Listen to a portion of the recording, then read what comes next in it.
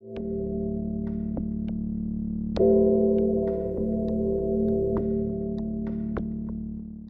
my name is Jack Sarcone. I'm from Des Moines, Iowa, and my film is Salt and Sea. So this is a documentary about one of the last lighthouse keepers left in the world.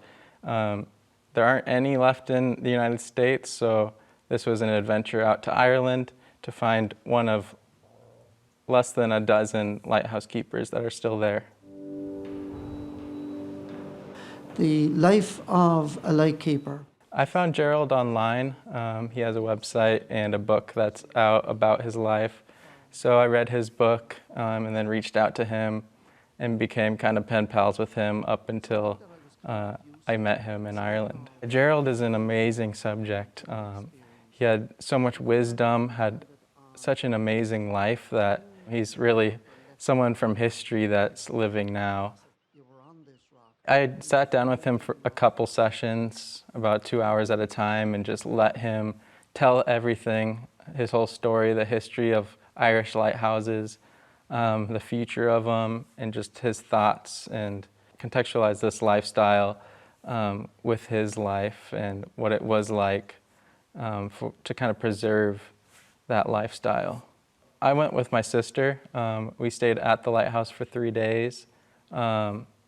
Which I'm glad it was 3 days. It was just enough time, but also each day was completely different weather. All I brought was a small mirrorless camera and a tripod and a shoulder rig and a microphone and recorder. So it was a really run and gun, and I just locked down shots and made sure, focused on my compositions, and I let the Irish landscape tell its story as well. I was quite happy to be there. The sound and the look and the feel was just kind of a natural, organic thing.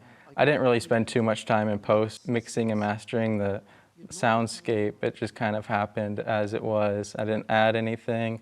I wanted to keep it as organic as possible. I'm more of a simplistic, minimalist filmmaker, so just kind of using one song to come back to and make it more of a pensive, contemplative piece, I think really made sense with this as kind of a piece about isolation and finding peace within that, and the end of an era as it was.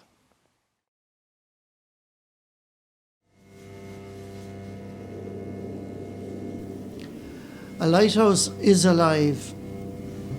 The lighthouse stands there and it defies the weather to attack it.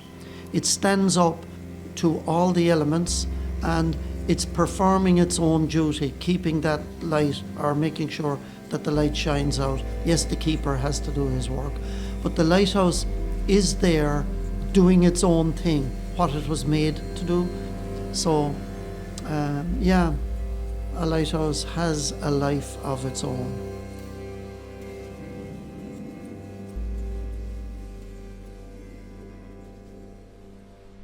My name is Gerald Butler, and I'm a lightkeeper, or was a lightkeeper. I'm the third generation. My father and both of my grandparents were lightkeepers in the Irish Lights.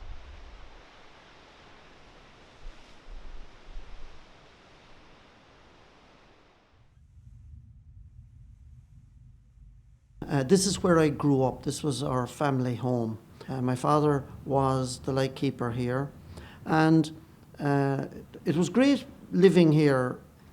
He was at home with us, so we were a complete family unit, living and working away here.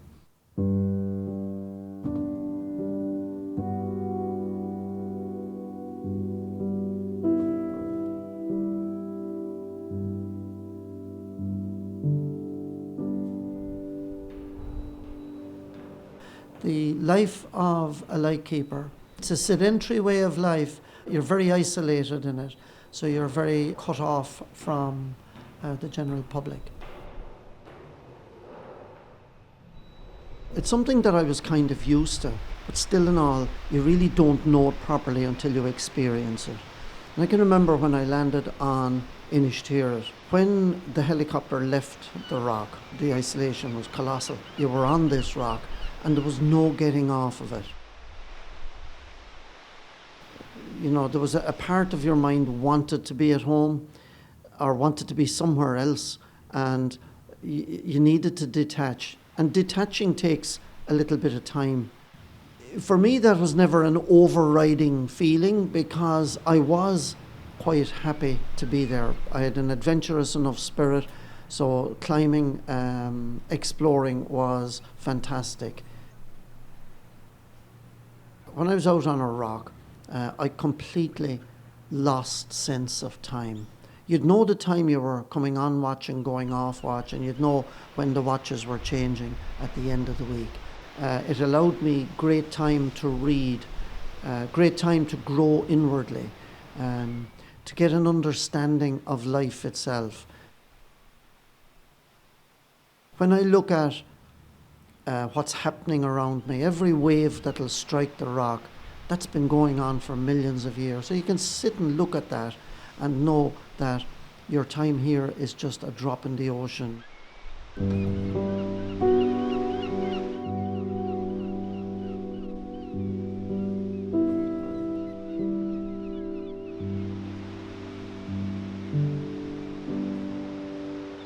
There are stories attached to these places. There are histories buried in each of these lighthouses.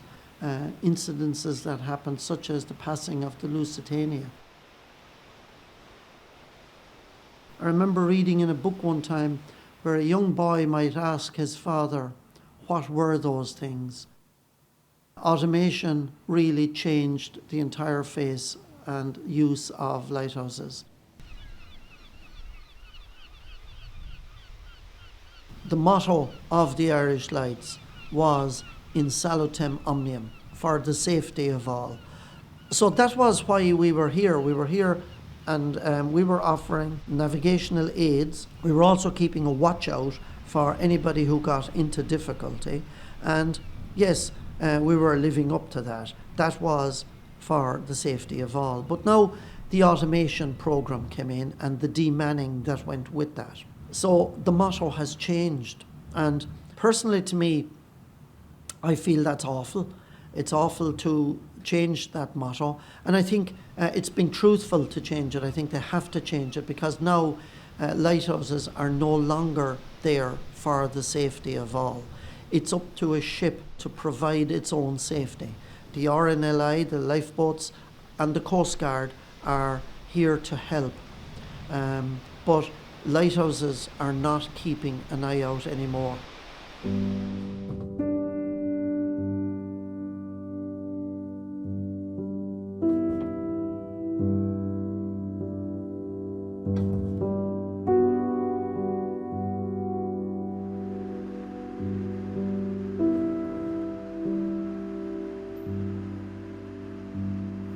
I am eternally grateful that I was born into this and that in this time that I've come to serve as a lightkeeper.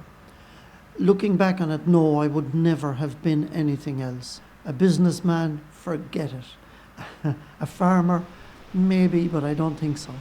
There's too much salt water in my past, in my blood, in my system, to allow me to be anything else. I really am appreciative that I've had the opportunity to live the life I've lived.